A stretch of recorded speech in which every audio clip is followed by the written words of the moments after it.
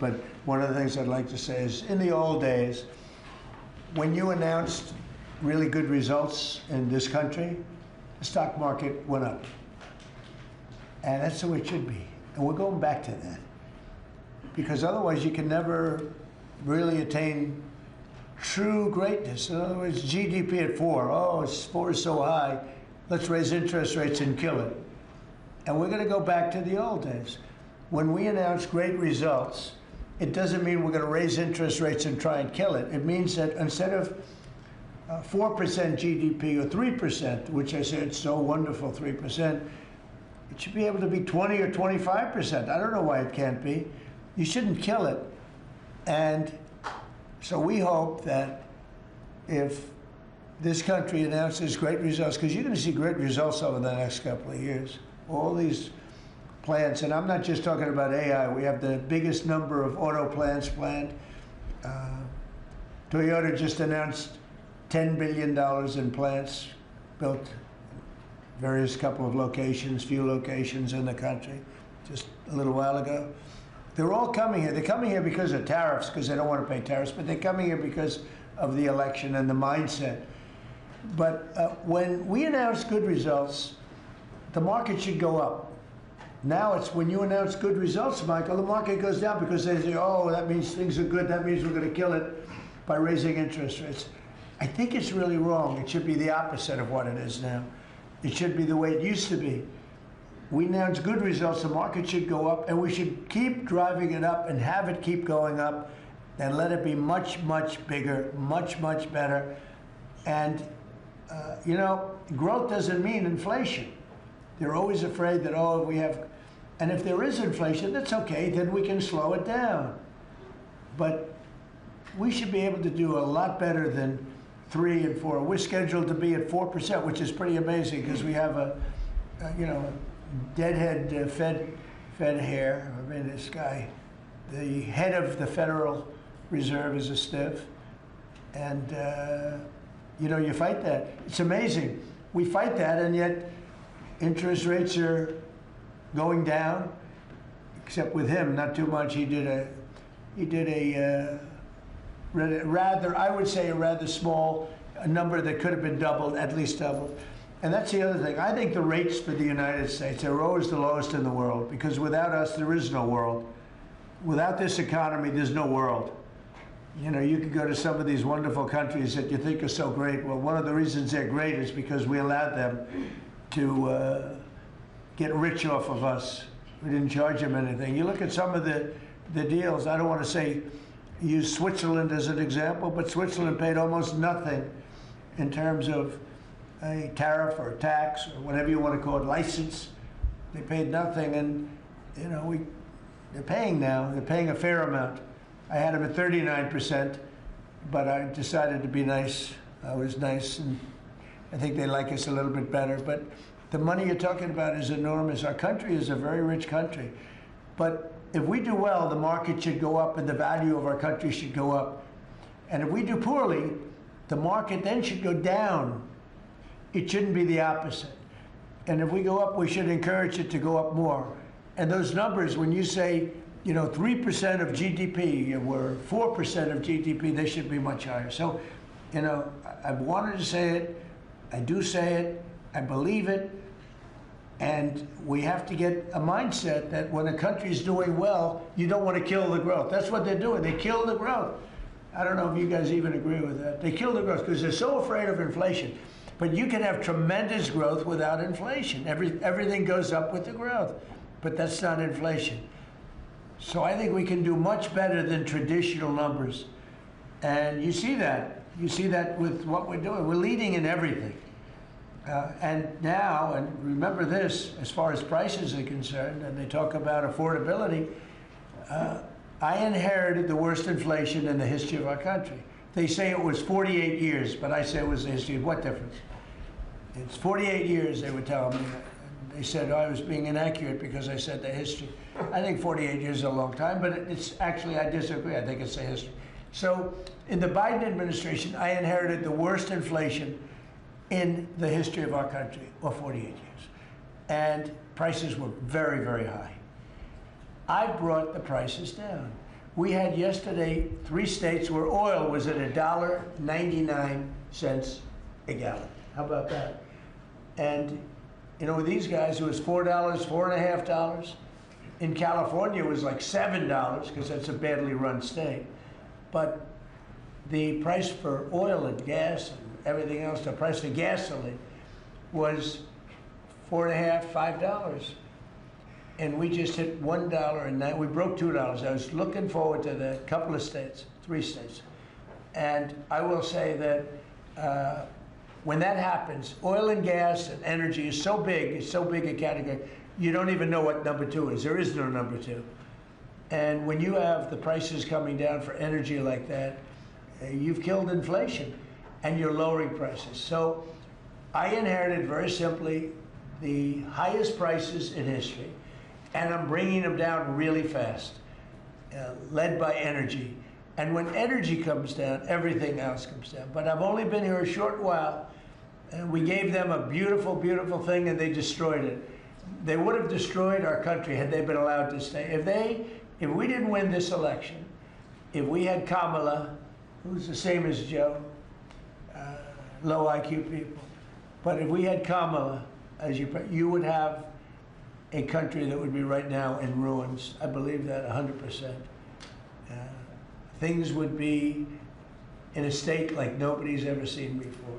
Worse than anything you've ever imagined. Worse than 1929, in my opinion. Instead, we have the hottest country in the world, and we're going to keep it that way. But just to finish, we inherited high prices. We're bringing them down very rapidly, and we're bringing them down to very, very good levels. They'll soon be down at very good levels. Michael, please go ahead. Absolutely. As everyone in this room probably knows very well, leadership in science and technology has been foundational to our economic and national security for decades. And because of the policies that you have championed and the private sector partnerships that you have made, America currently is leading the world in S&T and is benefiting all Americans every day. The one thing that I want to remind this group of, and many of you know, the president has been arguing for American leadership in AI well before ChatGPT was even invented. The president signed an executive order on artificial intelligence leadership in 2019, which set the stage for the revolution that we're seeing today. In the past year, we've built on that. We signed out the AI Action Plan in July of this year, which the president launched here in Washington, along with 3 EOs. And I know a lot of that effort is around creating a regulatory environment to allow for companies like yours to thrive and for the applications that you build to have the biggest impact on Americans every day. So thank you for everything that you do, and I know we're going to keep working together to make sure that America is the home for the next great technological discoveries. All right, thank you, Michael. And Michael? Thank you, sir. Well, look, we greatly appreciate the focus the administration has on lowering energy costs. And energy is the substrate of manufacturing at the industrial level and really an incredibly important input to the economy. We can't be competitive without a super low cost energy industry. And had a great meeting earlier today with Secretary Wright, and really appreciate all the work that he's been doing. This is, of course, incredibly important when it comes to AI, because it does consume a great deal of power. All the semiconductor manufacturing consumes a great deal of power. Another big area of focus for us is how we can take all this great AI technology, the AI stack of the innovative companies here in the United States, and sell that around the world. And I'd like to ask Arvind to speak a little bit more about this. Arvind? Thank you. So, Mr. President, first, we really would like to thank you for everything you're doing for economic growth, as you said. I completely agree with you. Economic growth then drives a lot of other benefits to everything else. We also want to thank you for all the work you're doing on deregulation and making things easier for business to participate in that growth. Michael spoke of the AI stack.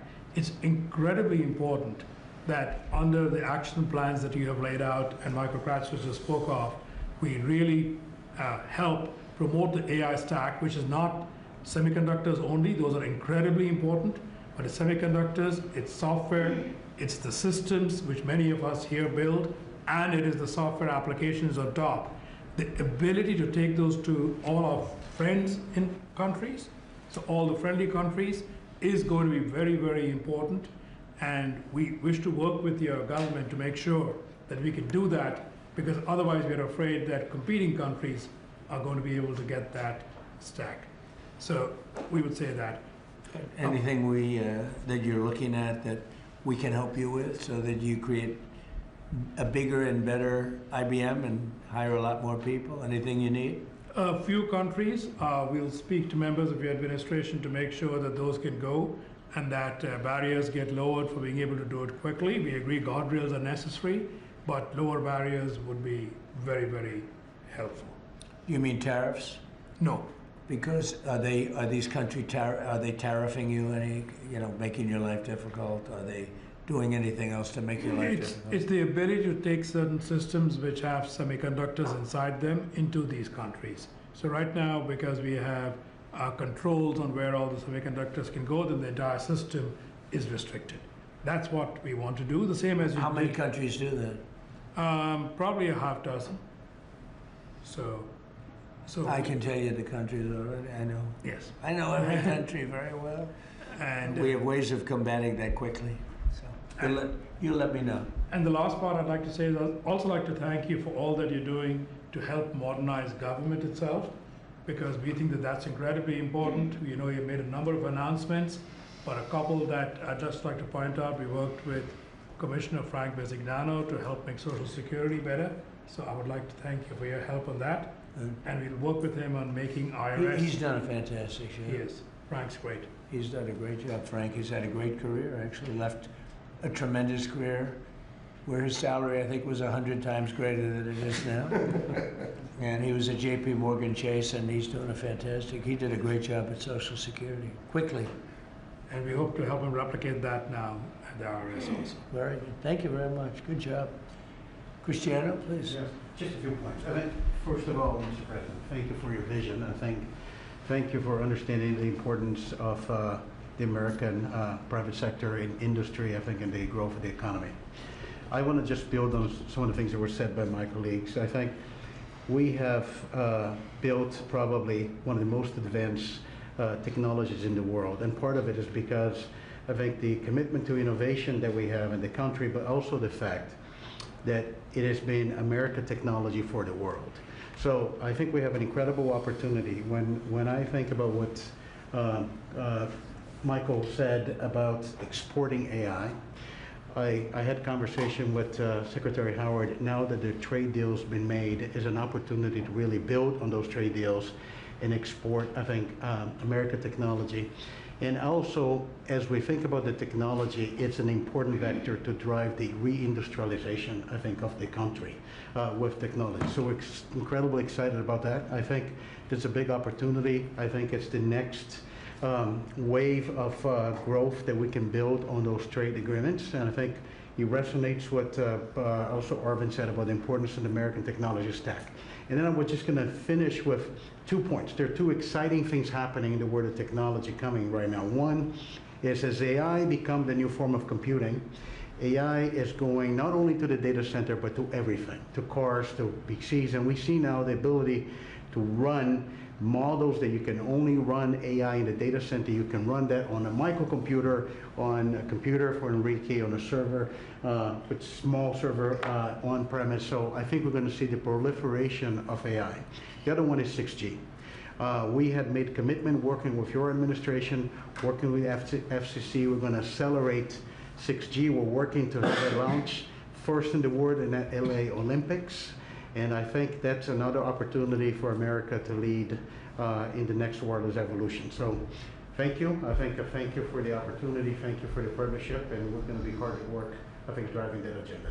So we're into 6G now. I just finished 5G. I was a leader on 5G, getting that done. And now they're up to 6. Let's do it again. What does that do? Give you a little bit deeper view into somebody's skin? See how perfect it is? I like the cameras the old days. So they just had a nice feature. Now they cover every little. Let's see, Michael, you're in good shape. You're not gonna. But I tell you, it's it's the 6 is coming, huh? It's coming. Does it ever end? And what happens? You'll be into 7, right? Before 6 gets old, you'll be into 7. Anybody have anything else to say? Anybody? I think that the other thing is we want to thank you as well for the openness of your organization and your team.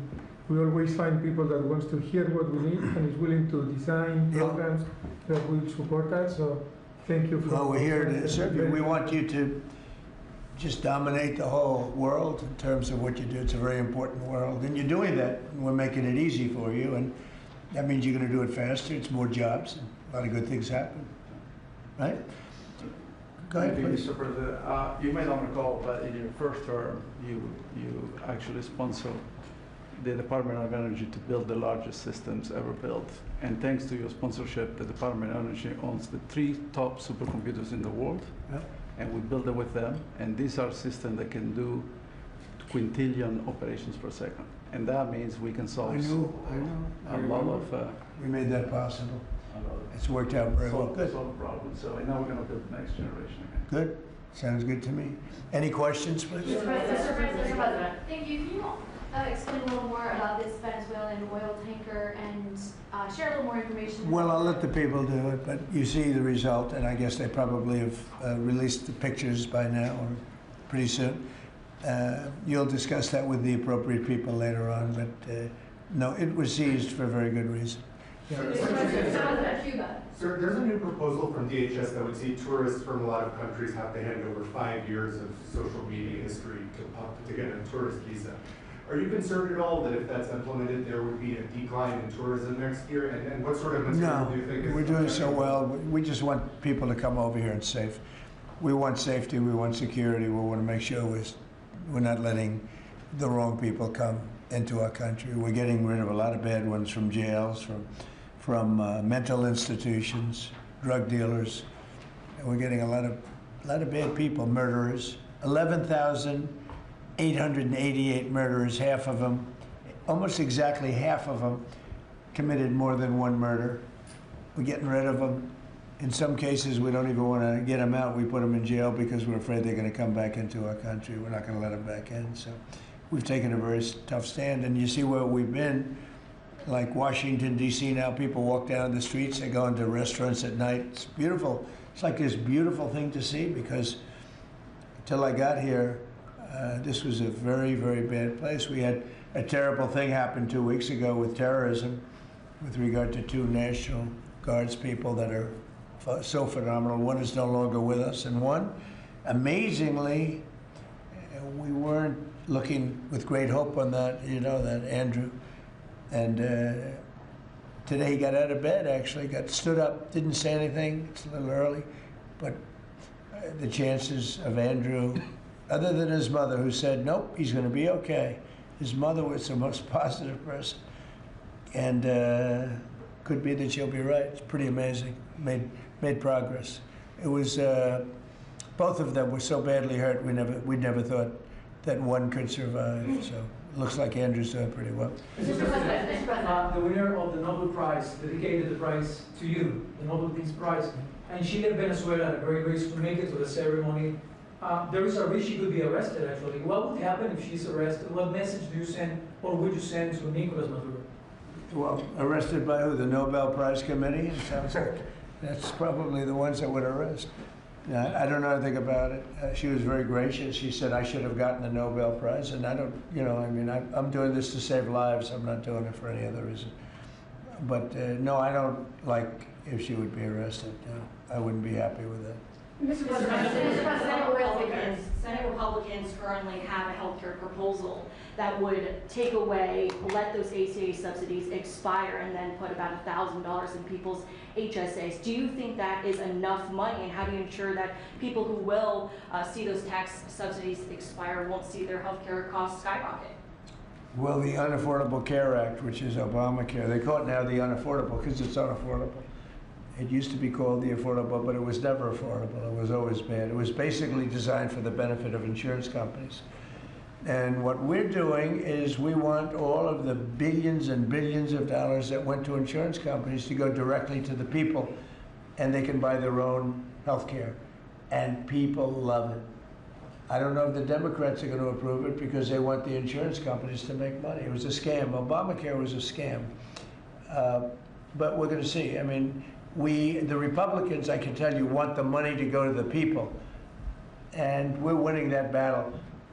The Democrats are having a hard time with it because they're in the pocket of the insurance companies. Yes, please. You spoke to some European leaders today, I think, sir. I did. Could you tell us about that? And is there a new revised peace plan that Ukraine has presented? Yeah. The leaders of France we spoke to, and Germany, and UK, all very good leaders, very good friends of mine, and we discussed Ukraine in pretty strong words.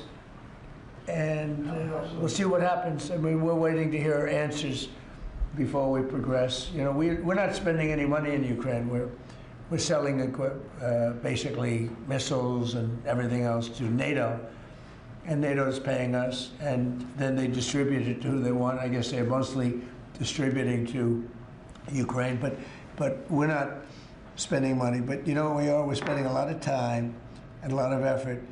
Because last month, 27,000 soldiers were killed. Both, think of it, 27,000. That's if you take a football game and take half the stadium, that's 27,000. So 27,000 soldiers were killed. Russian and Ukrainian soldiers were killed. And I want to see that stop. We'll find out. Look, there are a lot of things happening right now. A lot of people say it's closer than it's ever been. It's a war that would have never started. If I were president, would have never started. It's a war that should never have started. But we'll have it figured out, I think, within a pretty short You period. say very strong terms, sir. Could you explain that?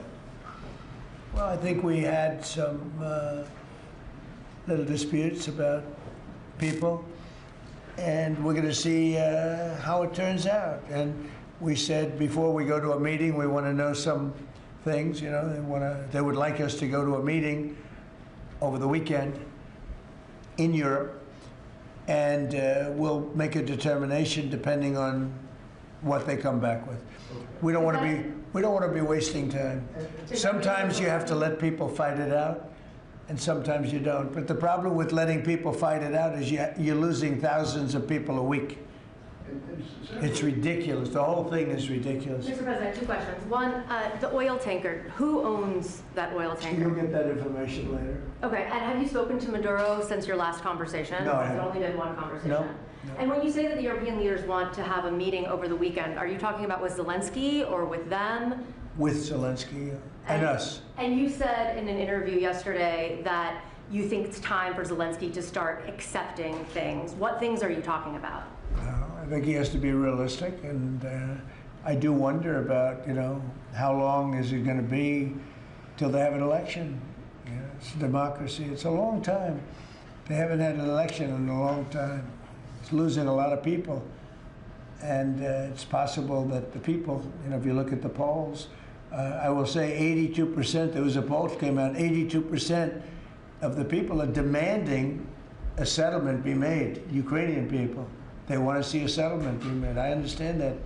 They're losing thousands and thousands of people a week. They want to see it ended. And I do say, you know, at what point, when do they have an election in Ukraine?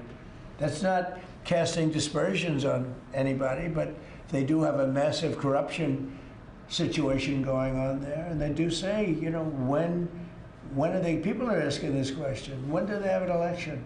Are they going to have an election? Or are they going to just keep it going like this?